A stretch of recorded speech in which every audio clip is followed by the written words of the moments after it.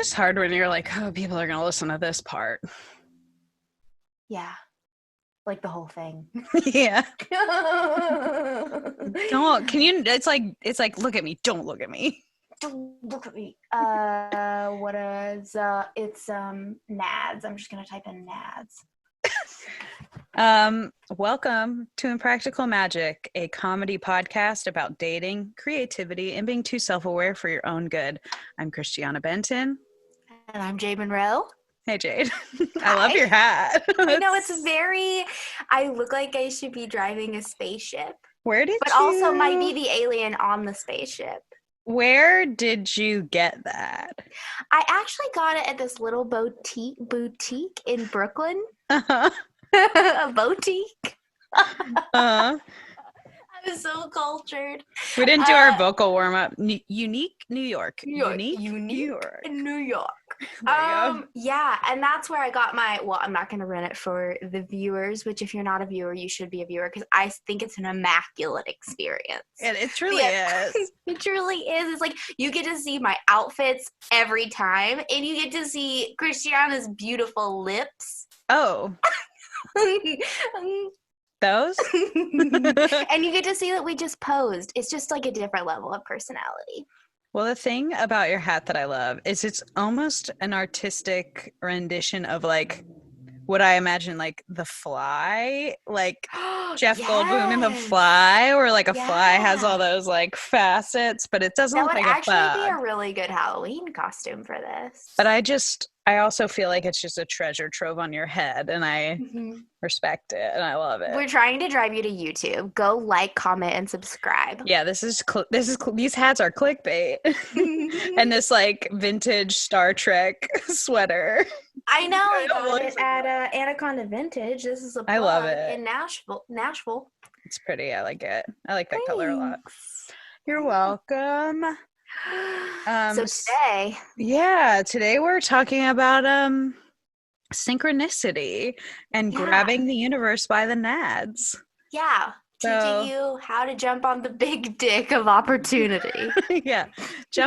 I jumped on the big dick of opportunity today, actually, because I got my first COVID vaccine shot.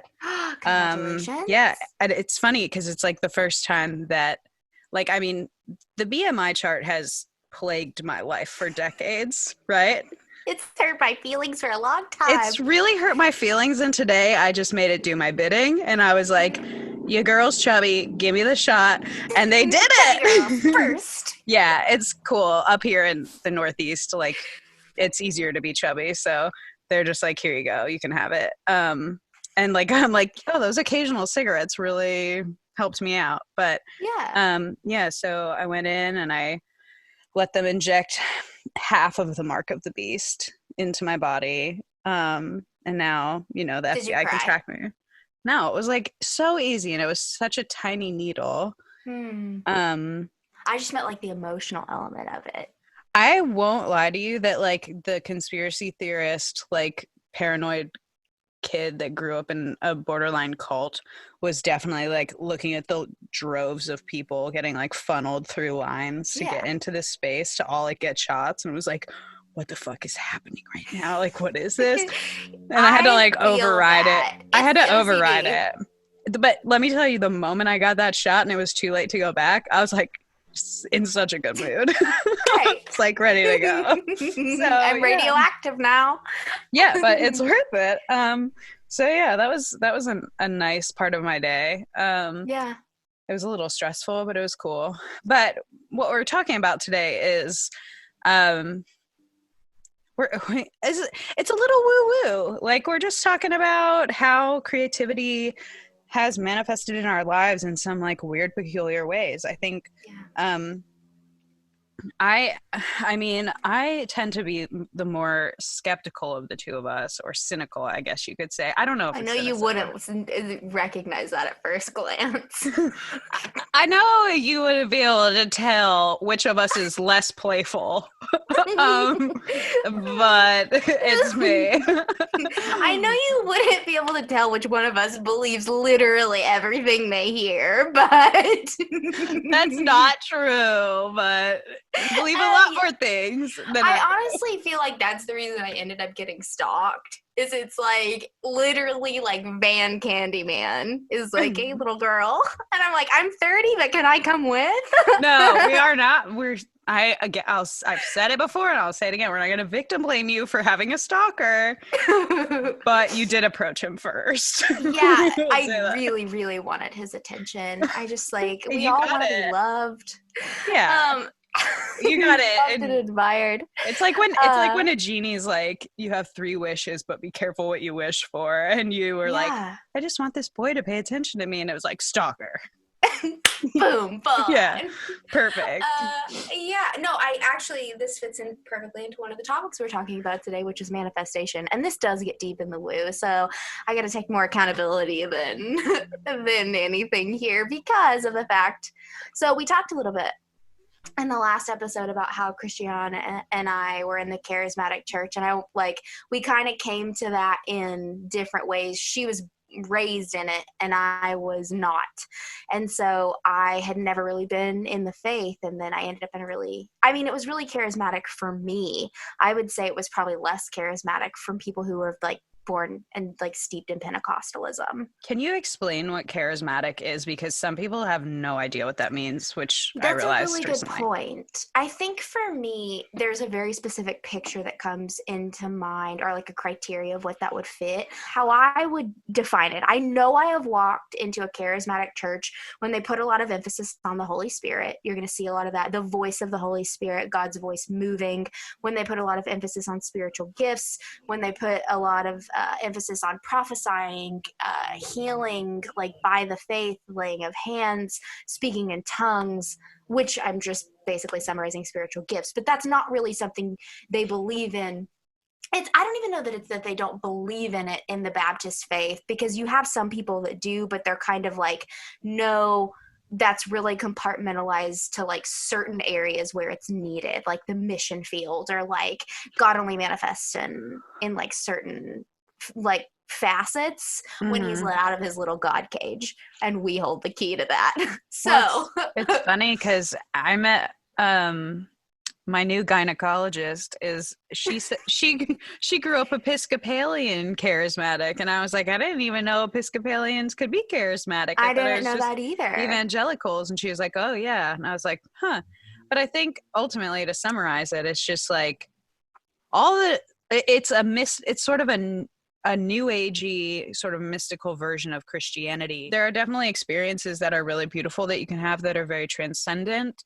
Mm-hmm. But some of it is just like, in my experience, has been very wacky. But the only reason I don't want to turn into a podcast that talks about like Christianity all the time or church all We the just time. became a deconstruction Yeah, podcast against that all our is wishes. What you resist persists. yeah, true. I absolutely do not want to be that, but we bring this up for a reason, because it plays into the overall story of how we've experienced things. And for me as a skeptical person, like I should be a full-blown atheist, agnostic, like especially with the trauma of my experiences in the charismatic church, but I'm not. And I would say in large part because of the stories that we're about to tell you. Because, Yeah. and I've had conversations about it where people are like, I get it, like a coincidence happened to you. And it's like, no, you don't understand. I have Yeah. had some weird shit happen to me. Yeah. Shit that I can't even say why it happened. I can't really explain it. I'll give you my theory on what I think synchronicity is toward the end. But like, I've just had like experiences that it's not like, oh, I saw this dude's like broken leg get healed. It's just like right place, right time, like creepy almost, but not scary, like a good feeling that comes from it. It's like light. And it feels like synchronicity feels like the universe just pinpointed you and just like read you your own mail, and you're like, Yeah. whoa, it's Whoa. bananas. So I say that all to say that, like, as skeptical as I am, and as much as I would in a heartbeat love to be the like person who's just like the nihilist, like sitting there smoking a cigarette, who's just like in a black turtleneck, which I do own, just being like I think a word in the first episode, just being like, nothing matters. It's like, I do everything matters. I feel like something there's a matters. continuum where nothing and everything matters and it touches, and I feel like it's just straddling that line all the time. It's weird. I love nihilists. Like, I feel Me like too. I've lived my whole life full of them, but I can't ever fully go there. I have just touched too many big, wild, silky things. Yeah. Like, it's everything to me is really ethereal. But the reason we talk about this is because we're going to talk about a little bit about manifestation. And I am not I do not practice the law of attraction. Like, that is not where this is leading. This is the secret. But I also seem to only be reading material on the law of attraction because of this reason. So hear me out. Right. So I read The Artist's Way a couple years ago with, Julia Cameron. I think that she's like a mastermind creative. She really is just like this vessel of creativity, and she really is just like a conduit of story and medium. And I love the way that she has a book of prayers called Prayers to the Great Creator or something like that. And I just bought the Listening Path, and it's so great. And I've seen, like Christiana saying, so much synchronicity happen in my art, which it's just too magical to deny that there is an elseness. And whether that is something that is, unifying, that's like a holy I am that unites all of us, or like the God of the Abrahamic religion, or whatever it is. I'm super open. I can't consider myself a Christ follower because of the fact that I know if I did, like, I would only be in it by means of manipulation. Oh, like, okay. I had become so manipulative about it, like trying to manipulate this God figure. I see. By only being in it, because it's like you're just always trying to get. And, or at least I was. And I was just like, this doesn't feel authentic to me. I'm leaving. What were you trying to get? At the time, I wanted to be a writer. Okay. A freelance writer. And then I left the faith and I became a freelance writer.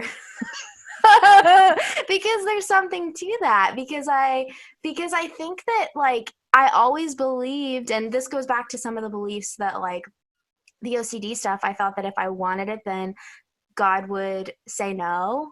And so I finally was just like, fuck it. I'm going to go do what I want, because if I'm going to be miserable either way, I at least want to know if I can go out and take the world. And I went out and I fucking took the world by the nads, and I have everything I want, and I did it. And I did it by myself. And I still feel crazy. And I still feel crazy. And all the Christians just peaced out. That's fine. Actually, I had a similar experience where I just like felt like I hid. Like, I was always claiming that I wanted things, but never felt like I could go take ownership of them, because probably for similar reasons. Like, well, it was God's glory. It was never your glory. Yeah, if I do anything out of selfish ambition, it's wrong. So you kind of do have to, like, on some level, if you're really sucked into that, walk away in order to be like, yeah, okay, I'm allowed to do stuff for myself. Unless you're a man, and then you can do whatever you want. But I will say this as a side note. God ordains it. I will say this as a side note, that I woke up in a panic the other night after I watched Practical Magic it wasn't the first time that I'd seen it, but I hadn't seen it in a long time. And I woke up in a panic that night that I had backslidden so far that I now was secretly a aware. Incense? No, I burn incense too. No, I burn incense Nicole too. Kidman? No, it's because I think it's because, yes, and because you are the spitting image of Nicole Kidman, and Sandra Bullock. I know. I think people would literally confuse. Nicole Kidman lives in Nashville, and now I'm like a little worried they're gonna confuse us. But yeah, I know. Yeah, I mean, just be careful out there. Actually, your stalker was just like, I thought you were Nicole Kidman this whole time. So weird. Oh, crazy. But I think the contrast of, like, finally getting the things that you wanted that whole time you start to feel so powerful, but it's literally just like, oh, I'm actually taking action and putting I'm forth just taking effort. action and I have no shame around it. What a Yeah. concept. That I I feel don't like have to I'm, go through this spiritual whiplash and this emotional roller coaster. I can just go out and do the thing. yeah, I don't have To to be like fair pretend. though,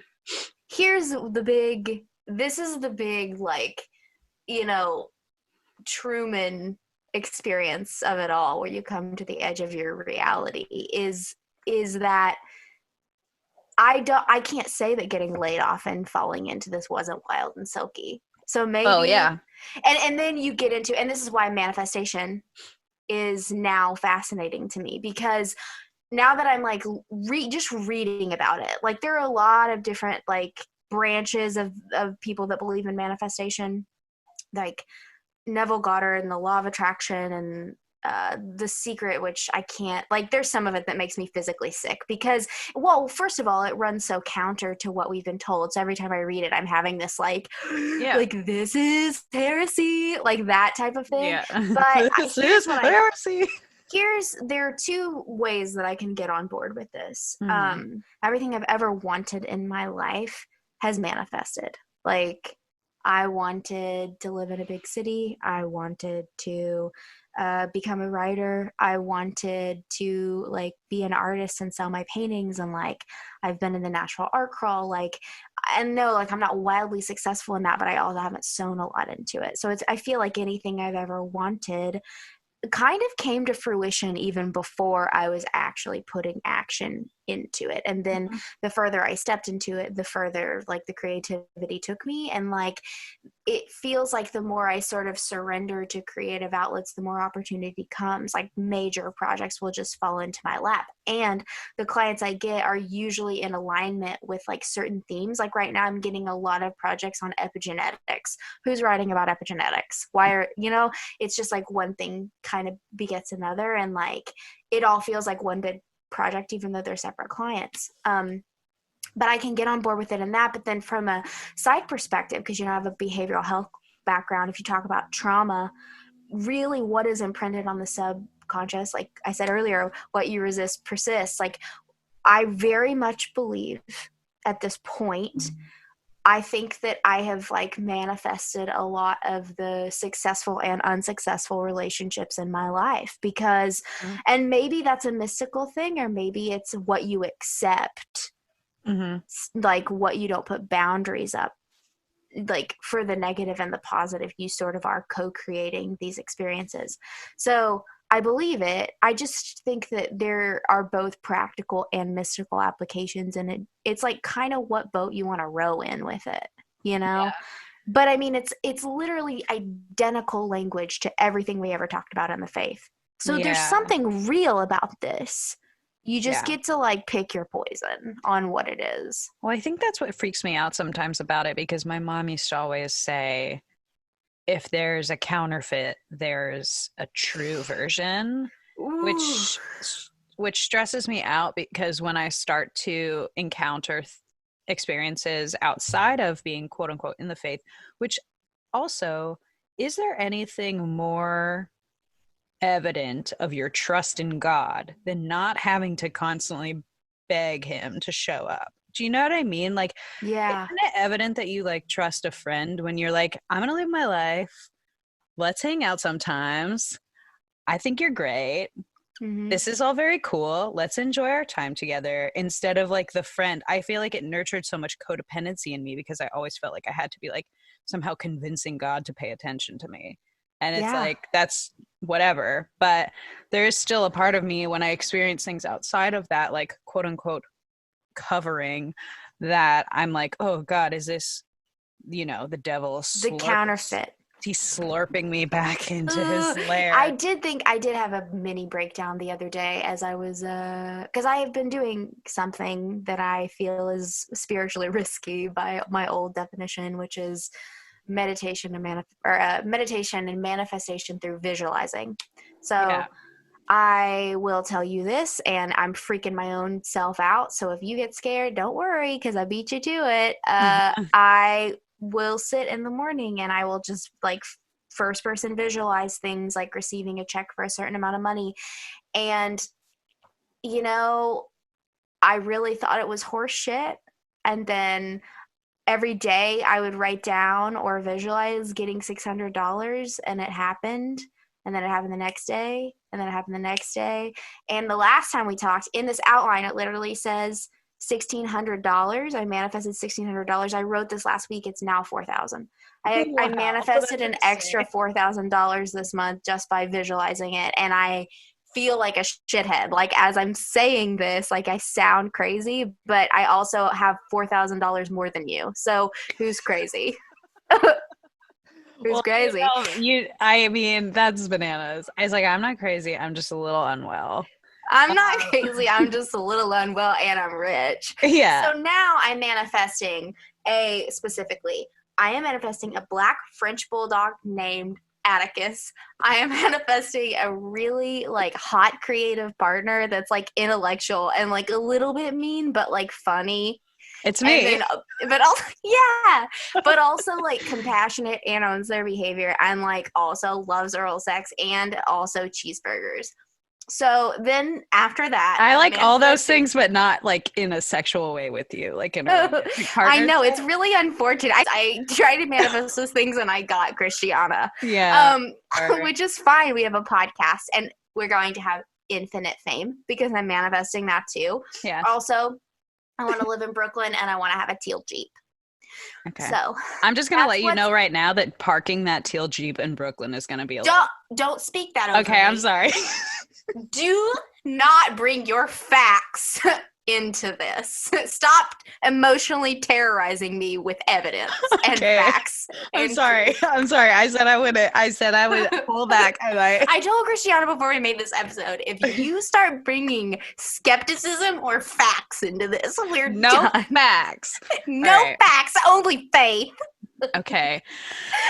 Okay, where I land with manifestation, because we'll get into synchronicity in a minute, which synchronicity is sort of like my main like experience. I probably have manifested a lot of things. I would say if you looked at my Pinterest boards, I have some Pinterest boards that are definitely like vision board-esque, and I have created that life for myself like like to a T in just a few years by picturing it. And I have started practicing something where I just imagine my ideal self, like who it is that I want to be, and I picture her when I'm going through something, when I have to make a choice, when I have to respond to somebody, like what would she do? And she's very like light and feeling and open and not dumb, but not afraid and not defensive, you know? We're like this two sides of the same coin. What You're do you mean? describing me. Oh, cute. Where this is us just morphing into one. That's so Yeah, healthy. I know. This is what I do with people. It's fine. As long as it's a symbiotic relationship. Symbiotic. Yes. What But were you you? know, Christiana, what you're saying is not too different than what they teach in somatic therapy, right? And that's why I can get on the manifestation train, kind Mm-hmm. of, is like, well, where meditation and manifestation touches, because even in like somatic therapy, you'll think about like a safe space to return to. You have Like to, yeah. when you're panicking, it's like imagine someone who really really loves you holding you. If you imagine a big love to go back to. But I think that is Mm-hmm. what makes Christianity so comforting is, you know, and like Mike McHargue talked about this a lot on his podcast where it's like those who believe in a loving creator, their brain chemistry is just like a lot more balanced. And I think those who can Yeah. access love, like a lot of the meditation I do is like meditating on forgiveness and reconciliation and love in like places of pain. And it's helped me. I mean, I haven't had an anxiety attack in 2 weeks and I was having them continuous back to back for days. So meditation is a game changer. Yeah. I Yeah. agree. And visualization has helped me immensely because I am visual. What I was gonna say about manifestation, what? It reminds me of that Runaway Bride quote that I told you the other day, Wait, where what he was that says, again? focus on the end zone, focus on the end zone. And then she goes, I'm going to go focus on your eggs, Bob. I also this morning when I was meditating, I found myself going, Wait, what was it? It was I am the turkey. I I am the turkey. Would turkey. you like to say what that means? Would you like me to explain? I will explain. Jade told me a story about somebody was describing a meditation. Well, they were saying, like in regards to putting yourself as a priority, you have to remember that of the Thanksgiving dinner, it's all about the turkey. Like there are Mm-hmm. sides, it's delicious, but the turkey, what did you say? The turkey gets rubbed, the turkey It gets gets stuffed. rubbed, it gets stuffed, it gets touched, it gets baked, Mhm. it's based me, bitches. You Yeah. know, it's like the turkey is the The main main event. thing. And you got to Yeah, remember that you are the you are turkey. the turkey Become the because you can do turkey. other things while the turkey's being prepared. But like but that's what. Okay, how is that? This was a manifestation channel, and you know that concept stays the same. No, even in like I used to hate it when law of attraction bled into psychology, but if you think about it, it's the same concept. No matter how you square it, you have to go back to your limiting beliefs. It always comes down to unearthing your trauma, separating out what doesn't serve you, and saying, I'm not going to play these tapes anymore. And you know what? I'm going to get on a soapbox. I had somebody message me the other day, and he was like, I'm really curious about how you wear so many creative hats at once. And I was like, And literal hats. and literal hats. I was thinking about a time where I was really creatively blocked. But like, I legitimately have done so much that now in my head, what plays about me as a creative, I'm not blocked at all. I like tell myself like, you're a bad bitch. You are rich. You can do anything. Like you are invincible. Like you need to just dive in, break the seal, get in there. Like finish the project. No one writes like you. No one has a voice like you. And like I didn't used to talk to myself like that. And Oh I've yeah. had success, but then that kind of dialogue creates, success. But I feel like even since we've been friends, I talk to myself a lot nicer about my body and my sexuality and uh, like the standards of like how I'm willing to be treated by people in the world, like where my boundaries are, what I want in a partnership, you know, Yeah. That you makes can't talk sense. to me like that. I told Christiana you can't talk to me like that Yeah, recently. and I was very proud of you. She was really proud of me because I think that's what good friends do. I think I good wasn't friends are. being a bitch though, just for the No, record. It was a well, miscommunication. it was a miscommunication. It was a miscommunication where I might have sounded like a bitch, but my heart was not in a bitchy place. We'll put it But there. that kind of comes down back to projection. Like And I've had yeah. like this is where it gets a little scary for me. Like I'm not gonna lie. Is as somebody who's experienced a lot of trauma, there are people in the LOA community that get me a little unnerved because they say things like even some people really in it will take it down to even like a child level and they'll say like children of abuse have projected that upon their parents or like if you are a victim of like narcissist abuse it's because it's not actually that the person is a narcissist, it's that they're a mirror of you, like your internal critic, and so you have created them. Like there are levels of this that I'm like this is kind of terrifying because Yeah. they're like you're the god of your reality and everybody around you is just a vessel that you've made up in your head and like they are the actor in your play. And so then though this is where it gets kind of weird because I'm the type of person where I like will sit and I'll really like try to think through concepts of like what would this mean. Mm-hmm. And I think about people in my life who have really hurt me and at first that sent me over the edge and I was like no, like I had this healthy righteous anger about myself and like for myself and I was like man, like no, like my story is important and I matter. And then I slipped into like, well, to be fair, like I really was, this could get into victim blaming so quick, but I'm just going to say it. I really think that I created my own reality in certain specific circumstances. Mm-hmm. That I put that person over me. I made them superior to me. And so anything that came from them felt like it was something that it wasn't. I just think it's always a push-pull. Like yeah, well, also there's the question then in relational dynamics, at what point if you take it out of the law of attraction thing, like at what point is it on the other person to be introspective enough to know that what they're doing is inappropriate? Yeah. Because I'm always self-checking. I usually know, I can feel it in my body when I've stepped over the line, or when I've said something that wasn't okay, or when I've been projecting. I've Mm. been, say, this was probably me just like putting my anxiety onto something, so I want to retract that. Um, and I have realized recently, man, I used to take so much on that is, I didn't really notice what projection was until last year. I had a really negative experience, and I was really harmed by somebody's projections onto me, and that were just untrue, like they were blatantly untrue. And the situation was never resolved. And nothing hurts more to me than being misrepresented. Like if Mhm. someone misrepresents my character or doesn't understand me, and then there's no redeeming myself, I just like short circuit. Like I can't function after that. Like there's something about that that's just really harmful to me. And I, you know, I realized though a lot of people project all the time. But then the further I got into manifestation, I was like, okay, if I'm just gonna go into it, right? Like I'll drink the Kool-Aid for a second.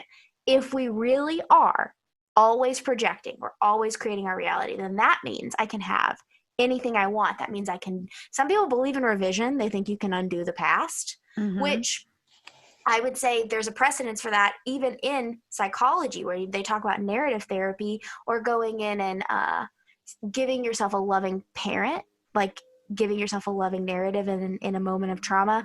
These things are not too far off. They touch. I think there's dangerous elements to all of it, but I can get on board with some of it. And I think there's something there that's paying me $4,000. Well, You know what I mean? the debate, I guess there are multifaceted views, but one of the things is like, did you manifest $4,000, or did you finally start paying attention to all the money that already was coming in that you just didn't have the perspective or the lens to notice at the time? And so it's, there, and Like it's placebo. probably not placebo, but it's just like gratitude. Even just like it comes back Mm. to gratitude, like the way that your life plays out from a position of gratitude is monumentally different than from a place of lack. And you could have parallel lives happening, and one person exercises their life from a place of gratitude and the other from lack, and you both have $10,000, and one person's like, shit, I have $10,000, how cool is that? And the other person We've goes, literally had this conversation, like the night that I was in scarcity like mode yeah, and you were like, you have a lot of money in the bank and you're freaking out, and because you were like it afraid it would just get sucked away from you. yeah, because I was in an OCD thing. But what you're Yeah. saying too, I feel like applies when we're talking about the charismatic church. I thought, you know, like the body, I know I've read things about how we like can physiologically heal based on our like mindset, or based on like the body wants to heal. That's kind of even the concept behind somatic therapy, trauma therapy.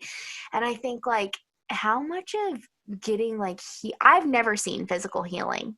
I'm not here to say it doesn't exist, because I have friends who I very much believe like, Like you she know, means like instantaneous, miraculous. yeah, I've never been in a church that, I mean, I've been in charismatic churches, but I've never seen like broken bones get healed. And I know people have, or they say they have. Who am I to say they haven't, right? Mm-hmm. But with that said, I wonder if when that is happening, um, I wonder if when that's happening, it's like some psychosomatic experience that's happening, and it might not even be divine at all. Like there might be something truly scientific about But how also, our who's to say bodies. that scientific or psychosomatic is not on some level a divine thing, or vice versa?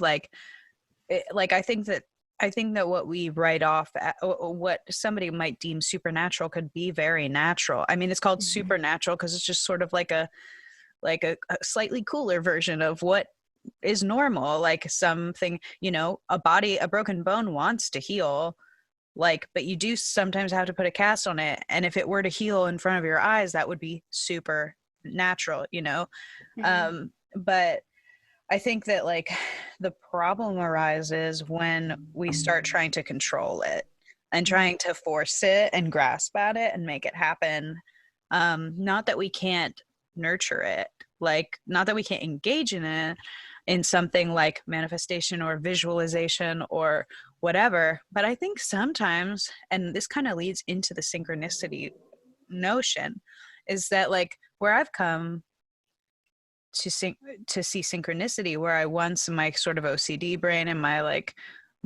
need to suck the meaning out of everything brain, was when something really wildly coincidental, like otherworldly, transcendent would happen to me, I would be like, what does this mean and what do I have to do now? And I've had it happen so many times, and I'll tell a couple stories that I genuinely think that the only thing I can default on is like, again, I'm the turkey. And I always thought it was about other people, and now I need to go do something for other people, or I need to do this thing to change my whole life. And it was just like, I think now that it's just sort of a gift, a like sort of sweet thing that happens throughout the course of your life if you're open to it. And I don't know, some people have maybe never experienced any of this, where you get to go like, somebody's looking out for me or something's looking out for me. Like this is, there's meaning to this, you know, like it's important and I matter. I think that's ultimately what I take away from it.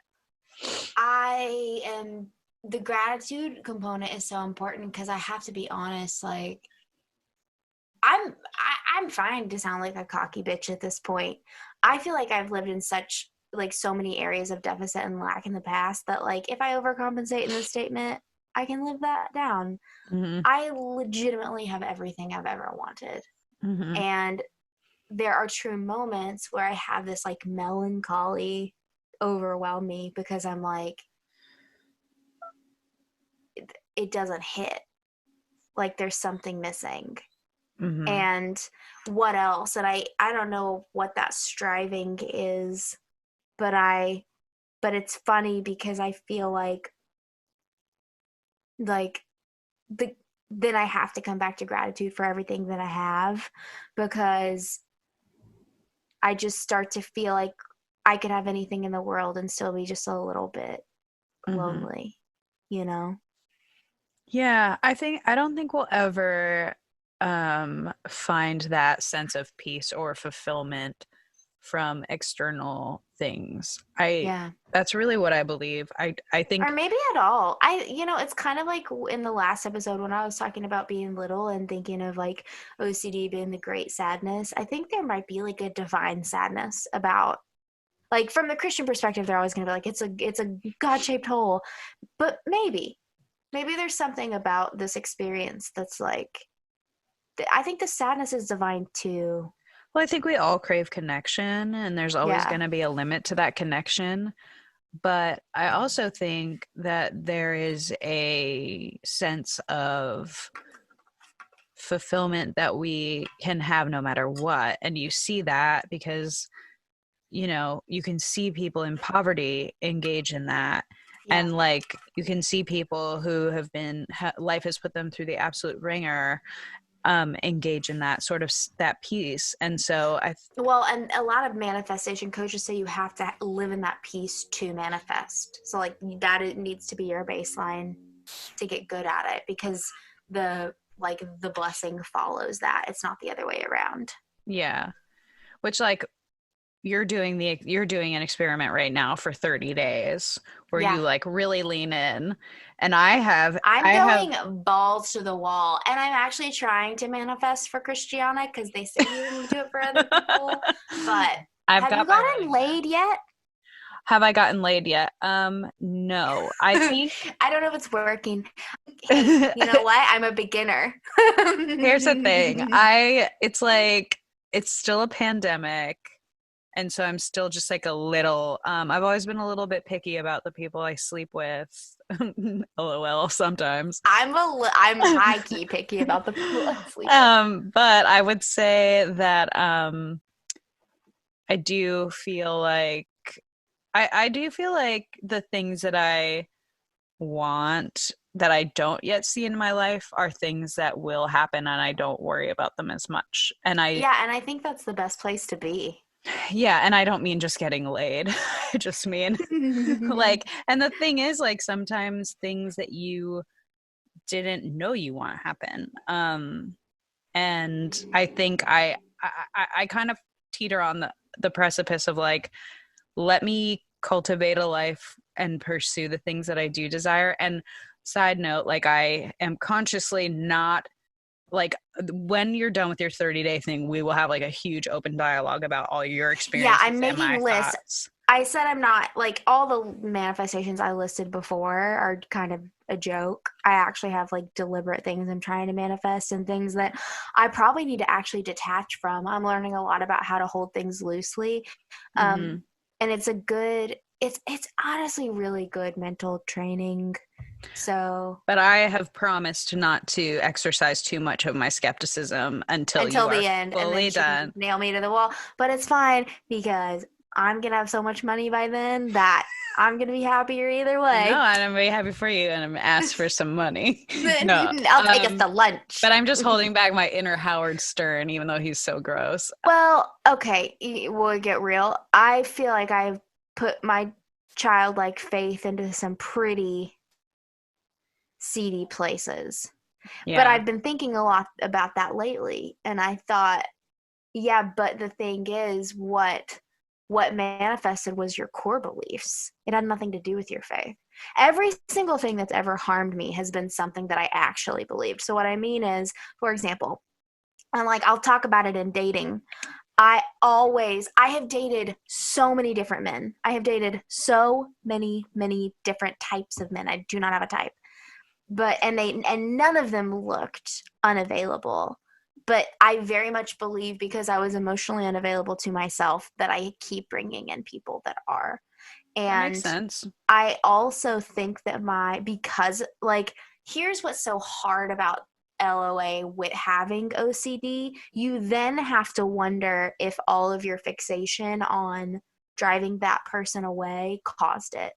And Mhm. I've had people say my anxiety has driven them away. So from an attachment style perspective, that's a very logical thing. But then from a manifesting perspective, you're like, fuck, maybe I did. And you know what's crazy is I literally have grieved more than I could ever grieve about having to take responsibility for the fact that I may have driven people away out of my OCD. But it wasn't until I looked at it from a manifestation perspective that I felt empowered enough to create my own reality, that I said, okay, I actually forgive myself.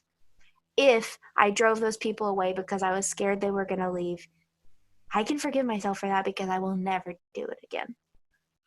I can forgive myself for things like that because I really just do believe that, like, I don't necessarily think, like, I don't know if I subscribe to everything happens for a reason, etc. Mm.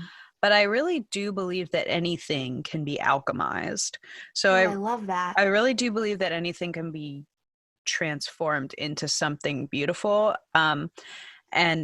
And get woven into like a tapestry. Like I picture experience and the world as like this tapestry, and there are dark elements and there are light and there's gold thread Mm. and there's the whole thing.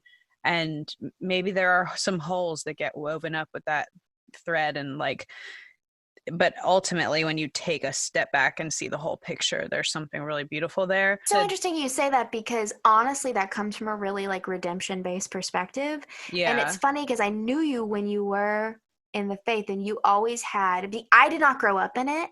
So the idea of redemption was never what drew me to Christianity.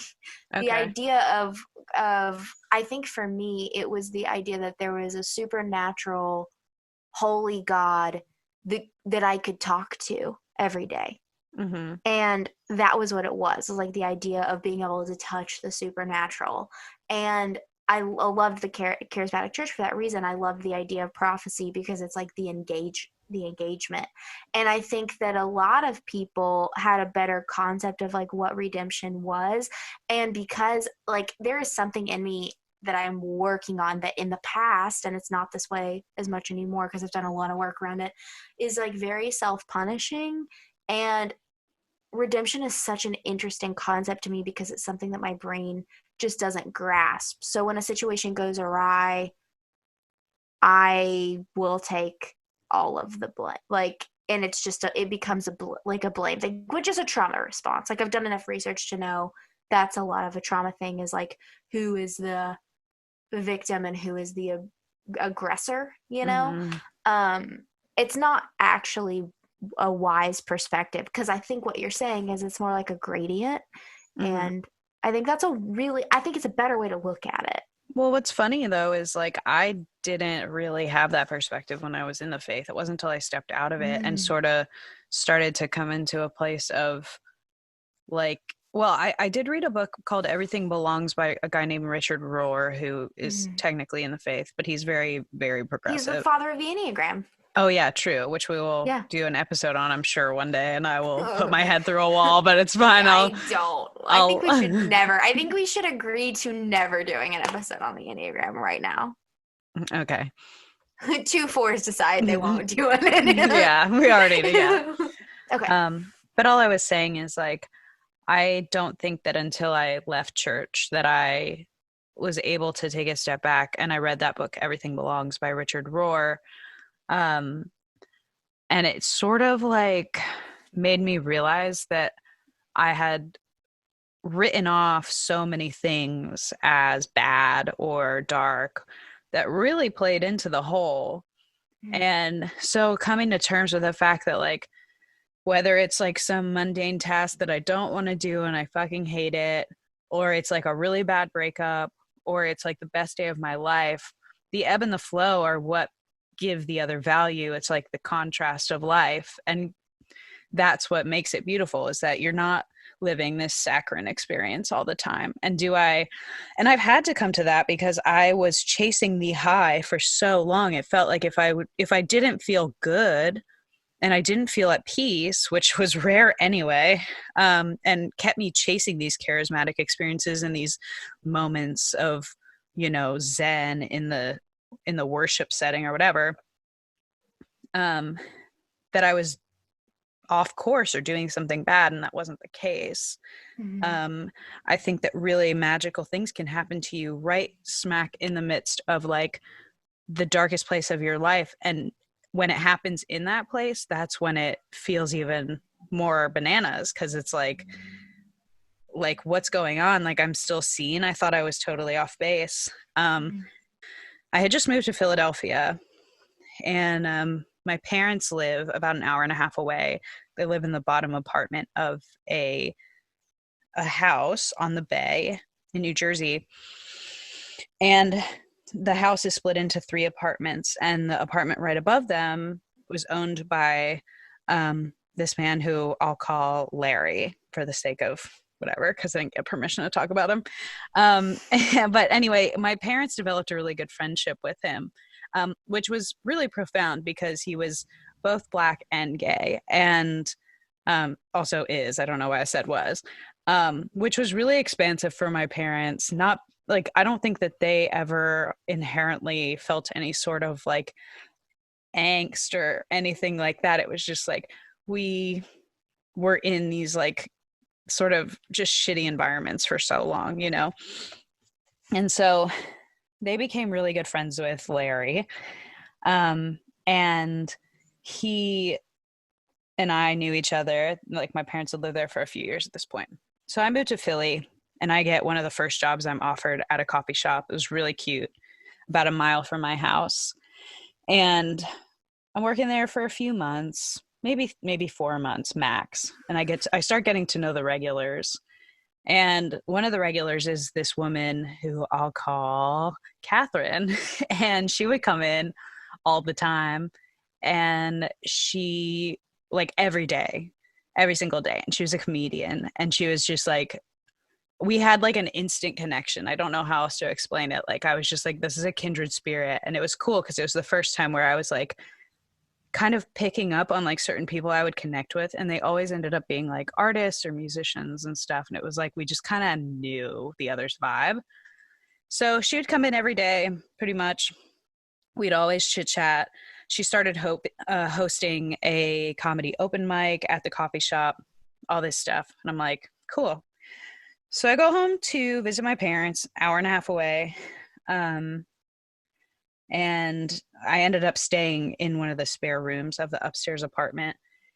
And so I come out of the room one day, and Larry's there with his dog, and his dog's jumping all over me. And we're chit-chatting, and he's I'm like, yeah, you should totally come like visit the coffee shop I work at. Like, um, it's dog friendly. You can bring your dog. And he's like, oh, that's really cool. I actually really need to go visit. My half sister actually lives in Philadelphia. And I was like, oh, that's cool. And he's like, yeah, she's a comedian. And I was like, is her name Catherine, etc.? He's like, yeah. And both of us just like our butts dropped out of our bodies. And we just stood there staring at each other because my parents' neighbor, an hour and a half away, is like, and I'm talking like when I say she was a regular, I mean she lived across the street. Like I could walk from the coffee shop like 20 feet to her house. That's Um, wild. and yeah, they were like um, related to each other, and it was so wild. So I went back and I was like, "Hey, your brother like lives at my parents' house," like, and she was just like, "What?" What? Yeah, it was so Oh, weird. So that was one of those like experiences. But the second experience that I've had, which is by far maybe one of the wildest. I mean, I've had things where it's I haven't seen somebody for years and I have a dream about them and then I see them like the yes. next day on the Uh-huh. street, like just walking. Dreams are Um, huge for me. Yeah. it's weird when dreams are a big one because like you never know when they're gonna actually happen. Like something's gonna Mm-hmm. happen in real life, or if it's just like a weird Oh, burrito yeah. that you ate.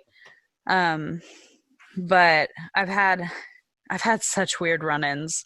But this one was by far the weirdest in recent memory, which was, and I try to keep a synchronicity journal, but like I'm bad at it. This was only a few months ago during the pandemic over the summer. I think maybe like August, I don't remember. And I I felt kind of stuck in a rut and I was doing my morning routine, which involved like me meditating. And I'm sitting there kind of, excuse me, just like meditating and trying to be still. And I have this like thought, and it's like 8:30 or 9, I don't know what time it was. I have this thought that's like, you don't have to just like do the same thing every day. You can like go to the beach right now. And I was like, shit, like I can go to the beach right now. Like, why am I not at the beach? So I kind of take my sweet time. I shouldn't have taken my sweet time, which you'll find out why, but I, and or maybe not. I take my sweet time. I sort of like pack up everything I need for the beach. I stop at Target on the way to get like a backpack. I do the whole thing. I drive and I decide to go to a beach called Asbury Park, which is like a real cute little beach town in New Jersey. And I get there, I go, I like have some food, I like got some work done. I was working on like a lyric video. And then around like 5 o'clock, I finally go and I go like sit on the beach. And I was rereading a book called Big Magic by Elizabeth Gilbert at the time, which I had read before. And she talks throughout her book about all these weird occurrences that have happened to her. And I knew she was from New Jersey somewhere, but I had no idea where she lived. I didn't follow her on Instagram. I don't follow a lot of people. So, but during that meditation that morning, I had this thought run through my mind, and it was just like a whisper, like a really quick one that was like, you're going to meet Elizabeth Gilbert today.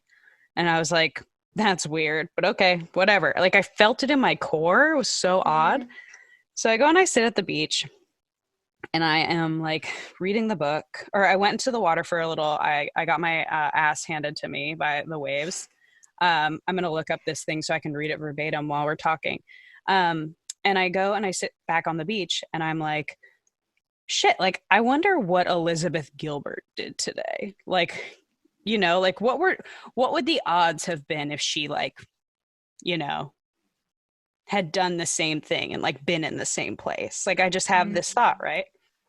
So I'm like, well, let me pull up her Instagram. So I have to search her Instagram. And the photo that pulls up is from that very day, like that exact date. Um, and it's a photo of her with the waves behind her, July 13th, 2020. Um, it's a photo of her with waves behind her. And the location is Asbury Park, New Jersey. And the caption reads, quote, do something different till better comes along. And it's all about how like she's fallen into a routine during the pandemic, and like that she needed to get out of it. And so she just like got in her car and started driving and followed signs to the beach and ended up in Asbury Park. And so like I read this, and I'm like shaking on the beach because I'm like, this woman that I just had this like very visceral like thought about, whose book I'm reading, like is here right now. Yeah. I And think we totally can feel people like that it though. was so weird. And so Yeah. I get up, obviously, and I start walking around and I'm combing the beach, and I'm like, my hands are shaking because I'm like, I might meet her. And it's not even that I would be starstruck, it's that I would be like, I don't know what's happening right now. Yeah, what Like, is this? yeah. Yeah. And for the record, like she had not posted this picture when I like decided to go leave and go to this beach. And this beach is like not even a mile long. Like this is not even a mile of the coast. I didn't know where she lived. I found out later she lived in New Jersey, but like an hour, 2 hours from the actual beach itself. So we both drove from like random places to this one tiny place on the same day, feeling the same thing. And Oh. it's like somehow I like channeled her energy while I was reading her book. But the thing that's shitty about it is that I never I never saw her. She was gone, and I could feel like she had left. Like it was so weird to me because I was like, well, what's the point? Like what is the point of that if I'm not actually going to meet her? Why did I think that? Why did I feel that?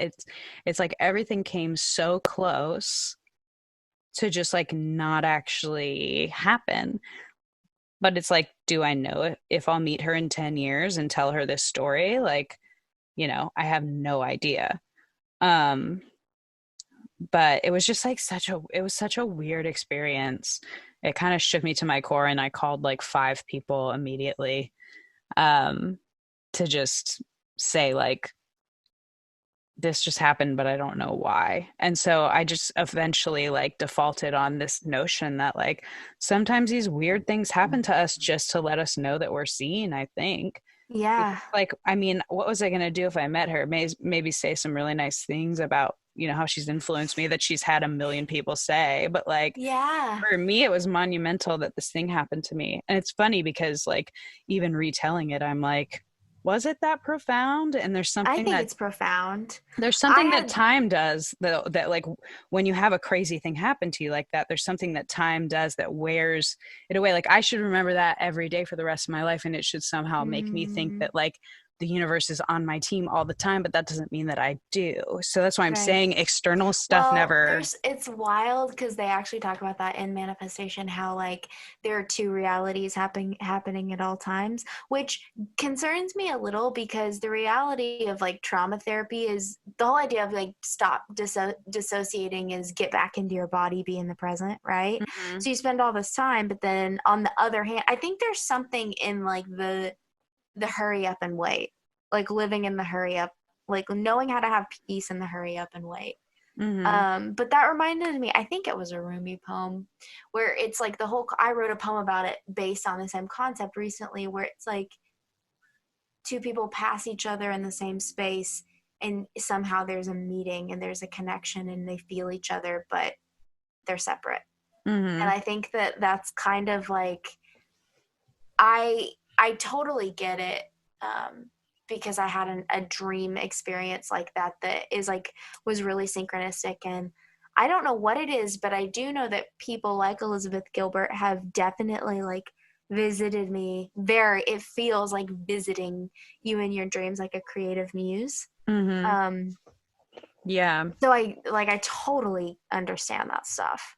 Well, I felt like maybe it was this thing where there was like something on the wind that I was supposed to take home with me. Like, and I Yeah. felt really inspired to start writing the book that I've wanted to write for like years and years. And I did start, and I was like, Mm. I'm going to get up at 6:30. I was so you about it. I was like, I'm going to get up every It's day at so the you same about it. time. I'm going to do it every day. And then like, and which is so great. And I did for a while. It was really cathartic. And then life just happened. And so, it'll happen in its own time.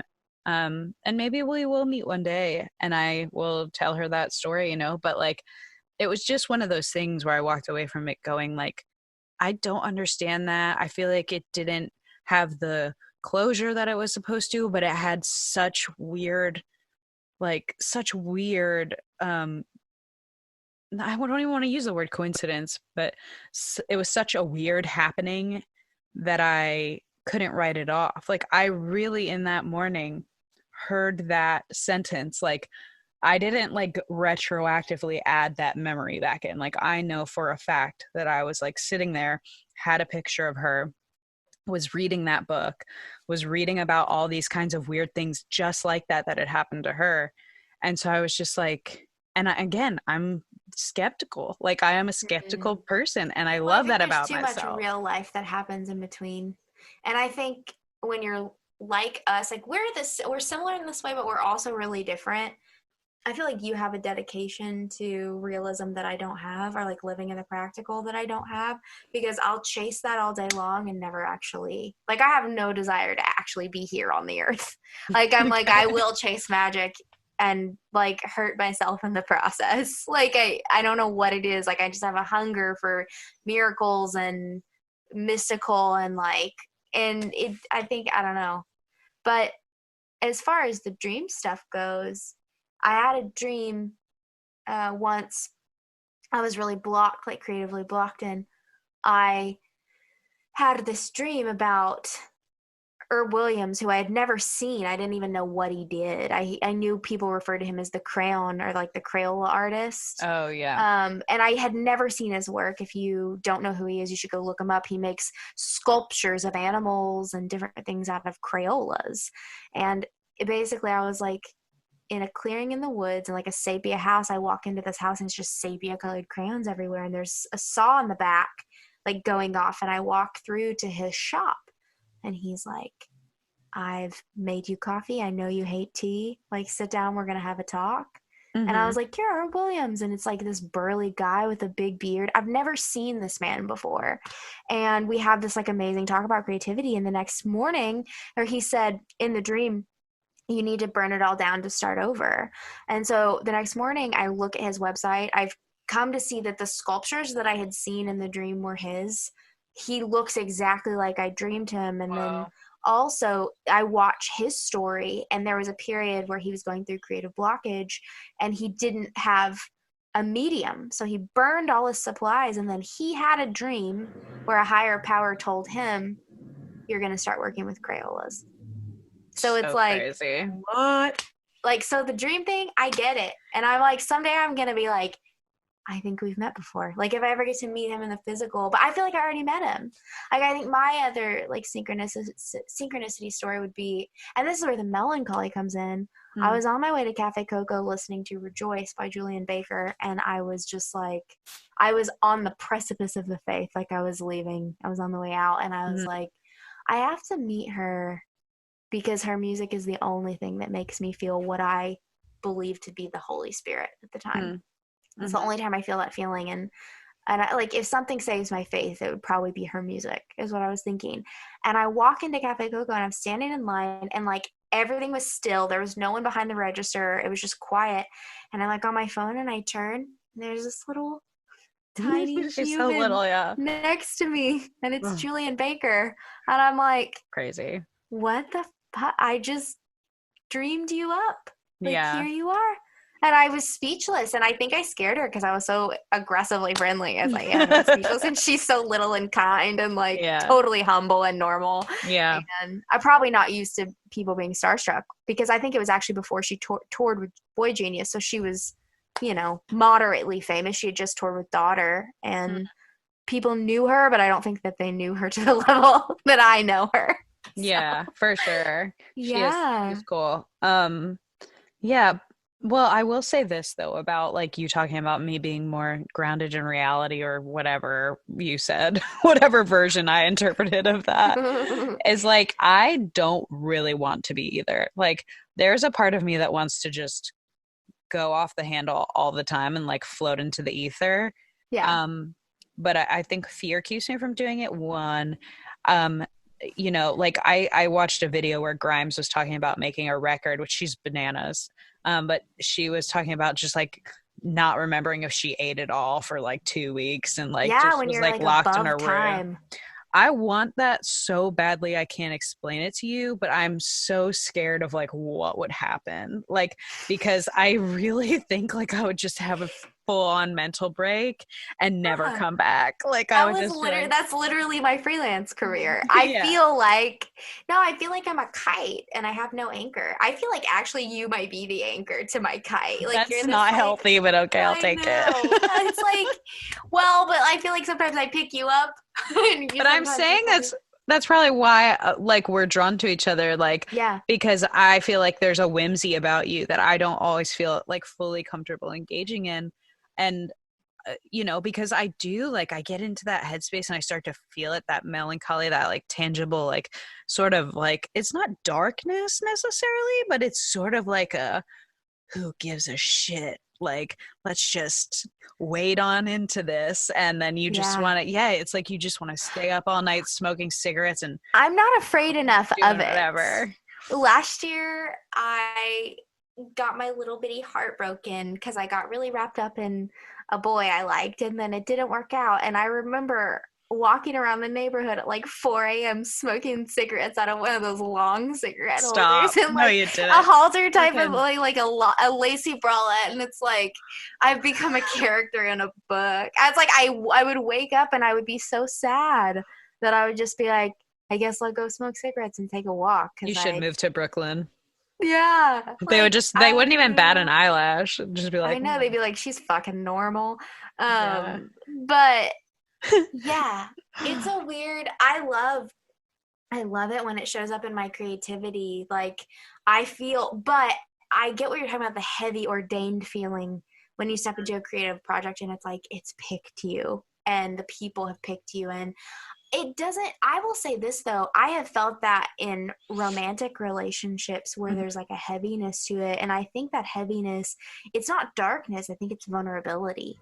It's like Yeah. whoa, it's like a holy awe that's like whoa, Yeah, it's I almost guess too much for your body to hold. yeah, I guess I don't necessarily know. I think maybe one day I'll find the balance of how to do that kind of vulnerability without toxicity because even in romantic relationships like you're saying, some of those ones that feel It's so a big and trauma suck bond. you in, yeah, sometimes it really is like not good for you physically. So it's like how to balance, maybe we'll talk about this on another episode. It's like how to Yeah. balance that bigness of your creative energy with also just practical ways to take care of yourself in the midst of it because it's like you can lose track of all space and time, but you still have to eat and you still have to like take a shower and you still have to like not just like feed yourself Sour Patch Kids and tobacco. You know what I mean? I think that's Like, what the hardest thing about being like I carry a lot of shame because I think I made up more of that.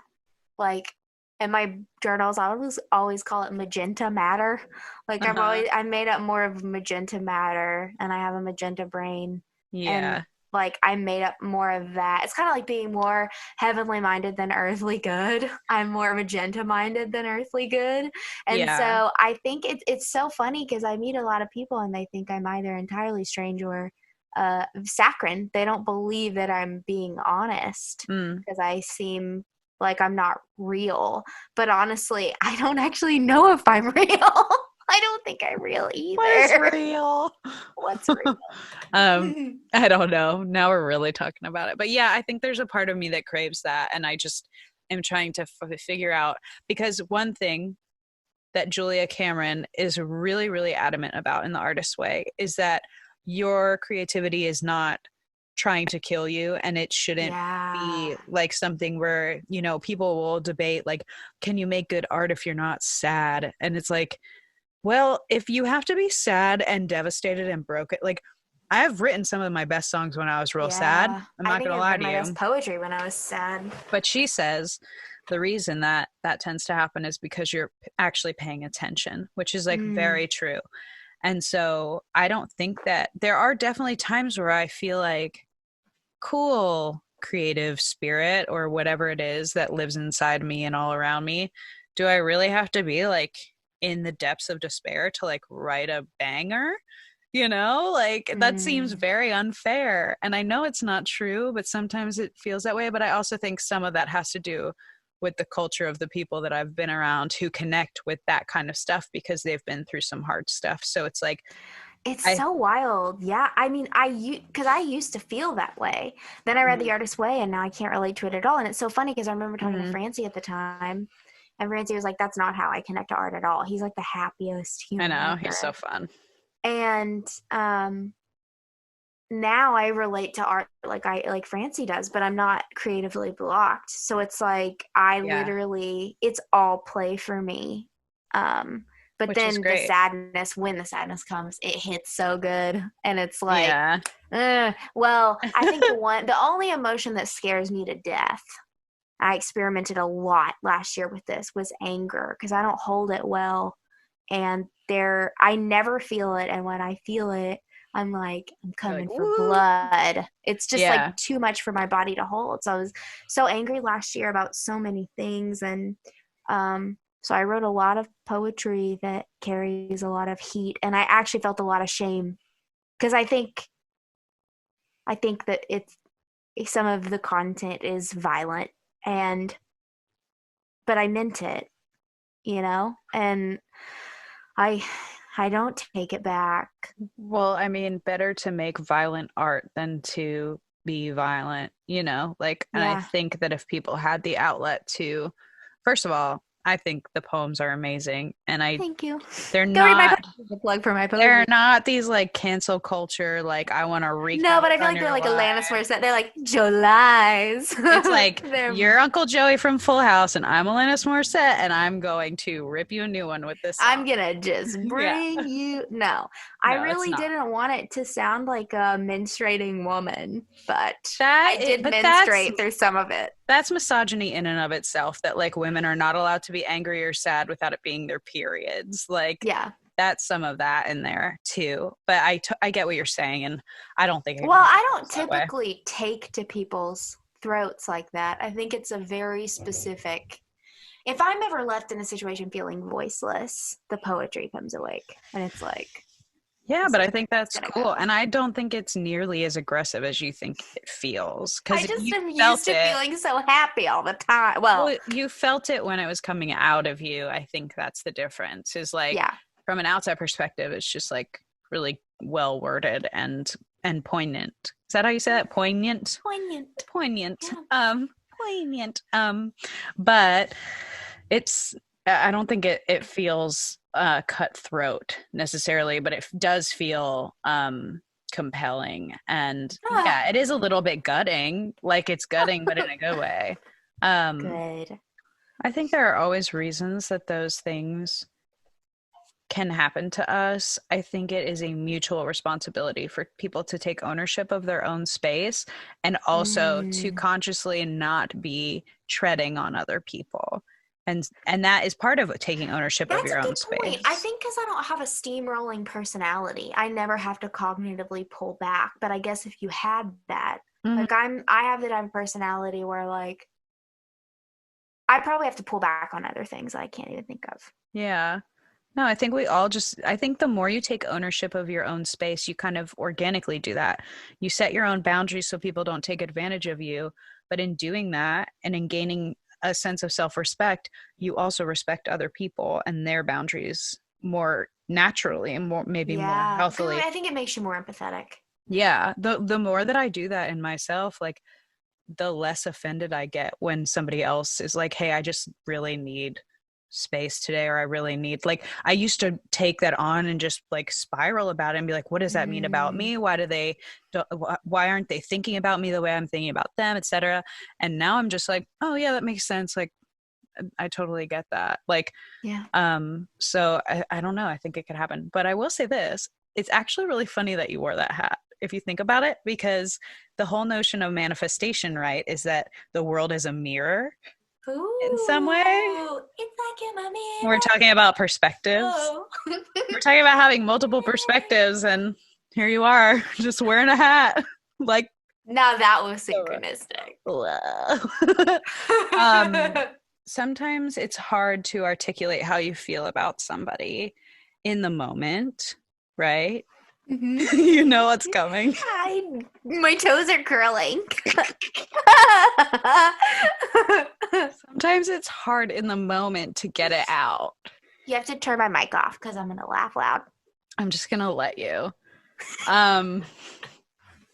And for that, we have been provided a little gift on the internet called Misconnections from Craigslist. And that's why we do Misconnections ASMR. I'm going to manifest now. I don't know if you're going to want to manifest this, but today I decided to go a little different, a little outside of our normal location.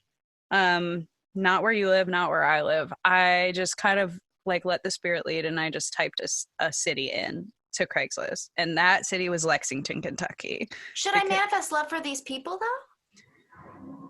I think you should. Okay, I will set my intention. Perfect. Yeah, this one's called Looking for Michaela by Tate's Creek. If that's Is that a band? Is that a country band, Tate's Creek? That's why I'm saying I like typed in Lexington, Kentucky, and I was like, this is the most southern sounding title I've ever heard in my life. Oh, Michaela, this is for you. I'm manifesting now. Here we go. Looking for Michaela by Tate's Creek. It does sound like an album and a band. I love that. Here we go. Still looking for my girl, lost her number. This is your Kansas biker that used to visit once or twice a year while riding through. Would like to get in contact again if anyone has her info, would appreciate it. Thanks. I feel their connection in my body. It's strong. He looks like David Harbour. Yeah, like I'm putting my ordained stamp on this, and it's gonna happen, Tate. Yeah, I'm here for you, I think man. it's Tate's Creek is the location that she lives in. Well, but it's fine. Tate looking for Michaela and Tate's Creek. Tate, you are married now. There we go. Glitter. Yeah, I don't know. I just liked that one. It felt kind of wholesome, but also a little bit sensual. Kinky. Yeah, like, you know what he's looking for. And also, like, I'm sorry, Tate. That's what we've named him. Tate, it's like once or twice a year is not enough. Like, you don't just get whatever you don't just get to roll on through Justin Bobby. Like, you know what I mean? No, you don't, Justin Bobby. Anyway, this has been fun. Good episode. Yeah, we did it. Jingle. Here it comes. Ooh, that was rough. Here it comes.